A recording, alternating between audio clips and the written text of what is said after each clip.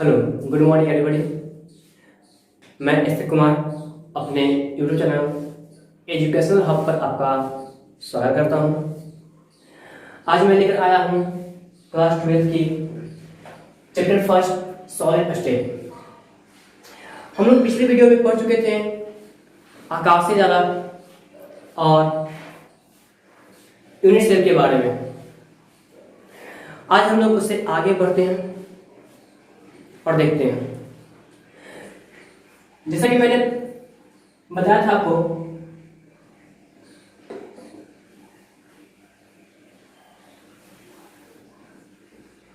Unit cell आकाशीय जालक से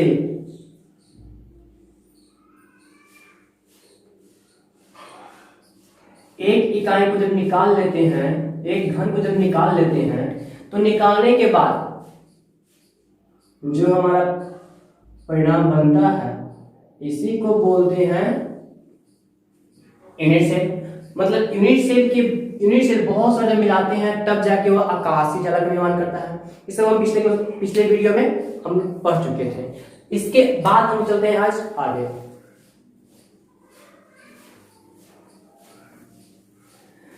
यूनिट सेल होता है वह 3 प्रकार का होता है।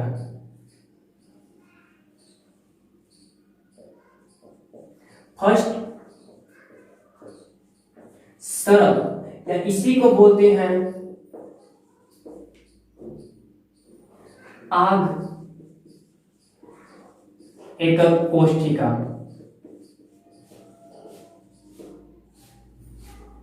सरल या आग एकक कोष्ठिका इसी को बोलते हैं। इसको इंग्लिश में बोलते हैं सिंपल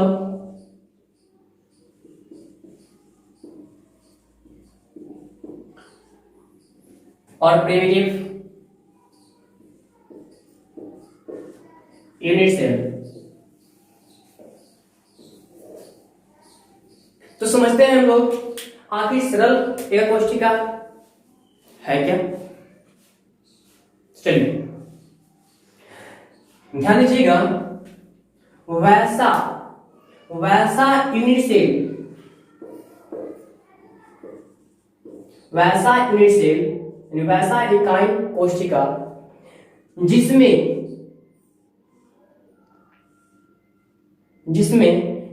कण का जो केंद्र होता है वह घन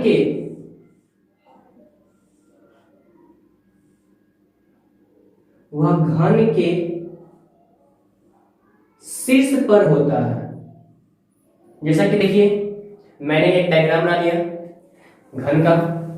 एक क्यूब है, मान लेते हैं क्यूब है, घन है।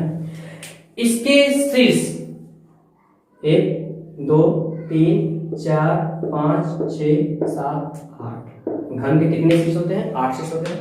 8 शीर्ष है और प्रत्येक शीर्ष पर कण का केंद्र होता है। यहां पर कण का केंद्र रहेगा। ठीक, मान लीजिए ऐसे गोला रहेगा, एक गोला यहां पर रहेगा, ऐसे रहेगा, फिर यहां पर रहेगा, यहां पर रहेगा, इस शीर्ष पर, प्रत्येक शीर्ष पर गोला रहेगा। देखिए यहां पर डिस्टेंस ज्यादा है, हालांकि सब सटा हुआ रहता है। तो देखिए घन के प्रत्येक शीर्ष पर गोला का केंद्र होता है, और ऐसे ही इकाई सेल को हम लोग बोलते हैं सरल या आग एकक कोष्ठिका बोलते हैं।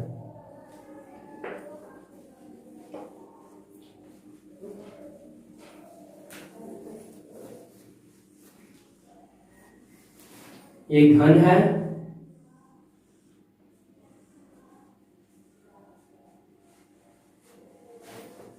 देखिए घन हो गया, और घन का शीर्ष यहां, प्रत्येक शीर्ष पर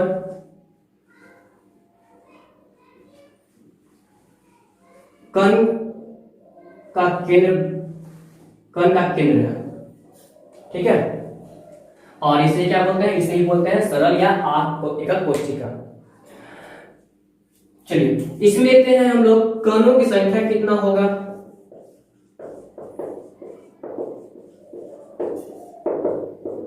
कणों की संख्या कितनी होगी। चलिए देखिए, यहाँ पर भी कण है, यहाँ पर भी कण है, यहाँ पर भी कण है, यहाँ पर भी कण है, यहाँ पर भी, यहाँ पर, यहाँ पर, यहाँ पर, 8 जगह पर तो कण है। लेकिन क्या कण जो है वो पूरी तरह से पूरा कण है? नहीं। अब देखिए कैसे, जो मान लीजिए एक गेंद है। देखिए गेंद तो 3D में निमन से देख सकते हैं, लेकिन हमारे पास 2D है, 2 डायमेंशन है, इसलिए हम लोग पूरी गेंद को तो नहीं दिखा सकते हैं, सिर्फ उसकी लंबाई और चौड़ाई को ही दिखा सकते हैं। लेकिन गहराई को आपको इमेजिन करना पड़ेगा कि कितना गहरा है जो।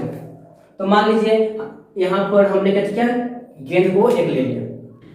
तो चलिए देखिए, एक गेंद ले लेते हैं। जैसा कि मेरे पास घन तो नहीं है बट घनाभ है, घनाभ पर समझते हैं। देखिए मान लीजिए कैसे एक घनाभ है, घनाभ और एक गेंद लेते हैं। गेंद यहाँ पर है, इस कण पर है, इस गेंद सॉरी इस शीर्ष पर रहेगा एक कण इस शीर्ष पर रहेगा, एक कण इस शीर्ष पर रहेगा, एक कण इस शीर्ष पर, एक कण इस शीर्ष पर, यहाँ और इस शीर्ष, मतलब सारे शीर्षों पर कण रहेगी। लेकिन एक कण जो होगा वह पूरी तरह से इस शीर्ष के, इस घन के अंदर में नहीं रहेगा, इस शीर्ष पर रहेगा। इसका कहने का मतलब है कि देखिए एक मान का गेंद है और इस गेंद पर ऐसे रहेगा। तो देखिए क्या कर रहा है, इसके ऊपर में एक और घन रहेगा, इसके बगल में एक और घन रहेगा, इसके इधर में एक और घन रहेगा। तो ये जो कण है, एक कण 2D पर जब देख रहे हैं हम, तो चार घन में बढ़ जा रहा है। फिर इसके उस तरफ में भी रहेगा तो 8 घन में बढ़ जाएगा। मतलब एक कण जो है, एक कण 8 घन में डिवाइड होता है। और ऐसे ऐसे हमारे पास जो कण की संख्या है वो कितनी है, 1 2 3 4 5 6 7 8, टोटल कितनी है, 8 कण है। और प्रत्येक कण 8 घन में डिवाइड जाता है। एक मान लीजिए गेंद है, इस गेंद को हम आधा काट दें। देखिए एक गेंद ऐसे रहेगा, इसको हम आधा काट देंगे। ऊपर वाला जो कण रहेगा, कण का जो भाग रहेगा वह 4 घन में डिवाइड हो जाएगा। नीचे का जो भाग रहेगा कण का, वो 4 भाग में डिवाइड हो जाएगा। तो इस प्रकार से 8 भाग में, एक कण जो है वो 8 भाग में डिवाइड होने के बाद एक ही भाग एक घन में आता है। तो देखिए हमारे पास कण के गो है, 8 गुना है, तो 1/8, क्योंकि एक कण का 8वां भाग ही एक घन में आता है, तो 1/8 हो गया। और गुना ऐसा भाग कितना है, 8 गो है, तो 8 से मल्टीप्लाई कर दीजिए। ठीक है, अब इसको कट कीजिए 1, मतलब कि सरल या आठ एकक कोष्ठिका में कण की संख्या कितना होगा, 1 होगा। याद रखिएगा, ऑब्जेक्टिव क्वेश्चन में कोई पूछेगा आपसे कि सरल एकक कोष्ठिका में कणों की संख्या कितनी होती है, तो कहिएगा 1 होता है। ठीक है, चलिए तो ये था आपका सरल या आठ एकक कोष्ठिका था। इसका परिभाषा क्या होगा, इसका परिभाषा होगा कि वैसी एकक कोष्ठिका जिसमें कण का केंद्र घन के शीर्ष पर, प्रत्येक शीर्ष पर होता है, उसे सरल या आठ एकक कोष्ठिका कहते हैं। ठीक है, याद कर लीजिए, वैसा एकक कोष्ठिका जिसमें कण का केंद्र घन के प्रत्येक शीर्ष पर व्यवस्थित होता है, उसे सरल या आठ एकक कोष्ठिका कहते हैं। ओके, चलिए अब हम देखते हैं दूसरा है फलक केंद्रित सेल, फेस सेंटर सेल जिसे इंग्लिश में बोलते हैं, और शॉर्ट में बोलते हैं एफसीसी। और हाँ, सरल जो था ना, सरल या आठ एकक कोष्ठिका जो था, उसे हम लोग बोलते थे शॉर्टकट में एसएससी। ठीक है, तो ये फलक केंद्रित सेल, फेस सेंटर सेल किसे कहते हैं, तो याद रखिएगा, वैसी इकाई कोष्ठिका। तो पहले हम इकाई कोष्ठिका बना लेते हैं। चलिए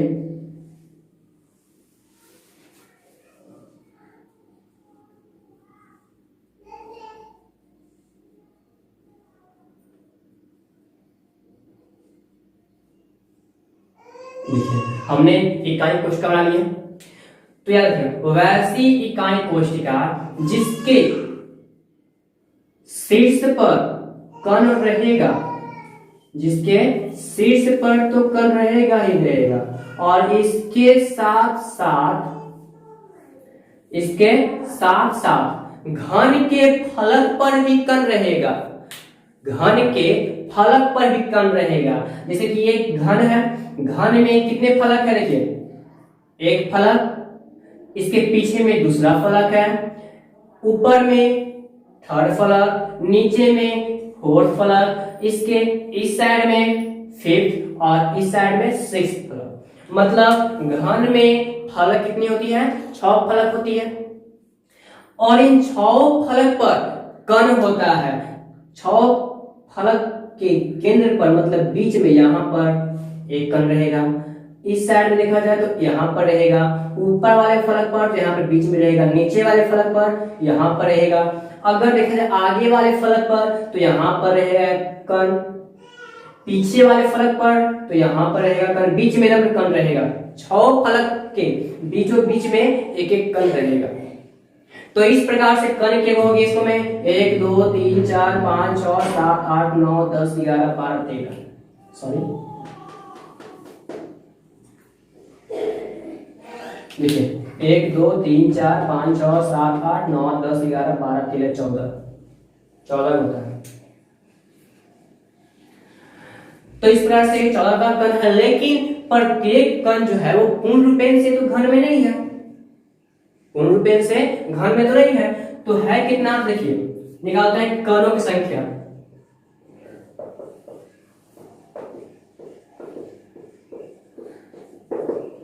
कणों की संख्या जैसा कि हम लोग सरल में पढ़ चुके थे, सरल इकाई कोशिका में पढ़ चुके थे कि 8 को जब है कण शीर्ष पर, तो 8 कण में एक कण जो है शीर्ष वाले जो कण है इसका 1/8वां भाग ही एक घन में होता है।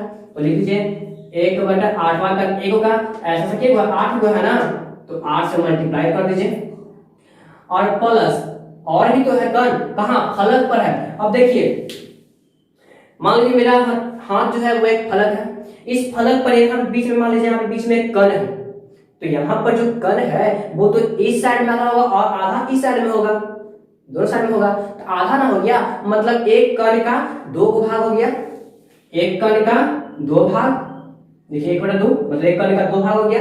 और ऐसा कण के को है, देखिए ऐसा कण जो है वो प्रत्येक फलक पर है, तो प्रत्येक फलक मतलब फलक कितनी है, तो फलक 6 है, यानी कि कण भी क्या है 6 को है।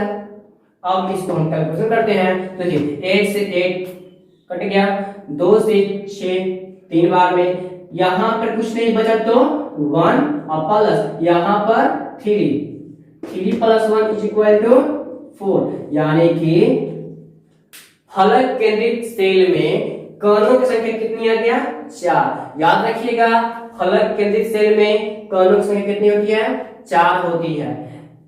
इसकी परिभाषा कैसे याद रखेंगे, परिभाषा हम लोग इस प्रकार से बोलेंगे, वैसा इकाई कोशिका जिसमें घन के शीर्ष पर कण व्यवस्थित होगा और साथ ही साथ इसके फलक पर भी कण व्यवस्थित होगा, तो वैसे इकाई कोशिका को हम लोग बोलते क्या चीज है, फलक केंद्रित सेल बोलते हैं, और इसे शॉर्ट में बोलते हैं FCC बोलते हैं। ठीक है, चलिए इसके बाद हम लोग लेते हैं अगला तीसरा है पिंड केंद्रित सेल, इंग्लिश में बोलते हैं बॉडी सेंटर्ड सेल, और शॉर्ट में इसी को बोलते हैं BCC। तो देखिए वैसा इकाई कोशिका, तो पहले हम पढ़ लेते हैं इकाई कोशिका, पढ़ लिए, पढ़ने के बाद याद रखिएगा वैसा इकाई कोशिका जिसमें घन के शीर्ष पर कण रहेगा, घन के शीर्ष पर कण रहेगा, और साथ ही साथ में शीर्ष पर कण के साथ में घन के केंद्र में बीच में एकदम यहां पर एक और कण रहेगा। कमरा है, कमरा के बीच में फैन रहता है ना, फैन ऊपर में, फैन के जस्ट नीचे में बीच में, मतलब कि जिधर से भी आप चलिए बीच में ही वो रहेगा, डिस्टेंस उसकी उतनी ही रहेगी। एक कमरा है, कमरा में अगर आप पीछे से आइएगा इधर तो उतना डिस्टेंस रहेगा जितना कि आप आगे से जाइएगा, राइट से जाइएगा उतना ही दूरी रहेगा जितना कि आप लेफ्ट से जाइएगा, या आप ऊपर से जाइएगा तो उतना ही दूरी रहेगा जितना कि नीचे से जाइएगा। यानी कि सभी डायरेक्शन से वह बीच में होता है, सेम दूरी पर होता है। तो याद रखिएगा कि वैसी इकाई कोष्ठिका जिसमें शीर्ष के अलावा घन के केंद्र में भी कण व्यवस्थित होता है, तो वैसी एक कोष्ठिका को पिन केंद्रित सेल बोलते हैं, बॉडी सेंटर सेल बोलते हैं, शॉर्ट में बीसीसी कहते हैं। इसमें कणों की संख्या देखिए, कणों की संख्या,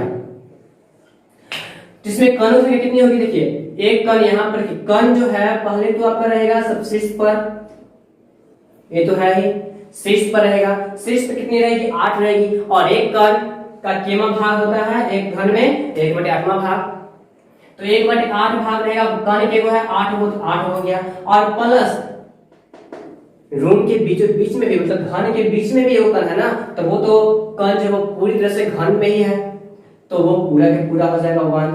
अब इसको जब हम कैलकुलेशन करेंगे तो ये बचेगा यहाँ पर कुछ नहीं तो 1 और प्लस यहाँ पर 1, तो 1 + 1 = 2, यानी कि पिंड केंद्रित सेल में कणों की संख्या कितनी है 2। याद रखिएगा पिंड केंद्रित सेल में कणों की संख्या कितनी होगी 2 होगी। फिर से परिभाषा देख लीजिए, वैसी इकाई कोष्ठिका जिसमें घन के केंद्र के अलावा वैसी इकाई कोष्ठिका जिसमें घन के शीर्ष के अलावा घन के केंद्र में भी कण व्यवस्थित होता है, तो वैसी इकाई कोष्ठिका को पिंड केंद्रित सेल कहते हैं। ठीक है, अब देखिए तीनों इकाई सेल को हम लोग एक पिक्चर मतलब एक डायग्राम बना लेते हैं और उसके बाद समझ लेते हैं कि कैसा वो होगा। जो देखिए मैंने यहाँ पर तीनों डायग्राम बना दिए, सरल इकाई कोष्ठिका, फलक केंद्रित सेल, पिंड केंद्रित सेल, तीनों बना हुआ। जैसा कि मैंने पहले बताया था आपको, सरल इकाई कोष्ठिका में जो कण होता है वह घन के शीर्ष पर होता है। फलक केंद्रित सेल में कण शीर्ष के अलावा फलक पर जो देखिए फलक है, 1 फलक, 2 फलक, 3 फलक, 4 फलक, 5, 6 फलक है, और 6 फलक रखिए नीचे वाले फलक पर, इस साइड वाले फलक पर, पीछे वाले फलक पर, ऊपर वाले फलक पर, और इस साइड वाले फलक पर, इस प्रकार से, और आगे वाले फलक पर देखिए, आगे वाला फलक पर, सभी फलक पर भी दिया हुआ है। पिंड केंद्रित सेल में मैंने बताया था आपको कि इसमें शीर्ष के अलावा, शीर्ष पर तो कण रहेगा ही रहेगा, लेकिन इसके अलावा पिंड के बीच में, अंदर बीच में भी एक कण होता है, पड़ा हुआ है। मैंने आपको पहले बताया था सरल इकाई सेल में कणों की संख्या कितनी होती है 1 होती है, फलक केंद्रित सेल में कणों की संख्या कितनी होती है 4 होती है, और पिंड केंद्रित सेल में कणों की संख्या कितनी होती है, तो कणों की संख्या 2 होती है। तो इस प्रकार से आप इस तीनों को याद रखिएगा। ठीक है, तो चलिए आज हम लोग इतना पढ़े, और नेक्स्ट वीडियो में हम आप लोगों को बताएंगे घन की भुजा और कण जो गोला होगा उस गोले की त्रिज्या के संबंध के बीच का संबंध, मतलब गोला होगा और ये त्रिज्या होगा घन का, तो इसके बीच में देखिए त्रिज्या और घन की जो भुजा होगी इसका संबंध हम लोग नेक्स्ट वीडियो में हम लोग पढ़ेंगे। और हाँ, अगर हमारी वीडियो आप लोग अच्छी लगी हो तो लाइक कीजिएगा, कमेंट कीजिएगा और ज्यादा से ज्यादा शेयर कीजिएगा, और हाँ चैनल को सब्सक्राइब करना ना भूलिएगा।